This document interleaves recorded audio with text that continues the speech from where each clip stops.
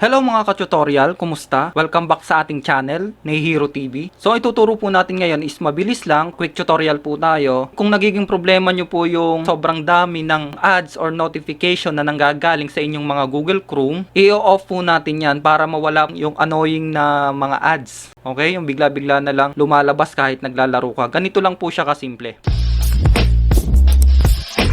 Kung bago ka pa lang sa ating channel, hit mo ang subscribe, mag-like, at i-hit mo yung notification bell, piliin ang all para maging updated ka sa mga bagong videos na i-upload ko.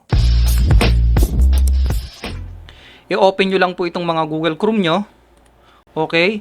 Once na na-open nyo po yung Google Chrome nyo, punta lang po kayo dito sa itaas na to. Itong 3 dots na to. Ayan, click mo yan. Pagka-click mo yan, hanapin nyo lang po itong setting. Okay, click mo po itong setting na to. Then, hanapin nyo po yung notification. Okay, notification. Click lang po natin yan. Then, kapag na-click po natin yung notification, ang gagawin po natin, i-off po natin lahat yan.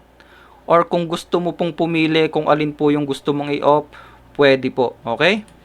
Or kung gusto mo, dito sa ilalim, show notification. So, ayan.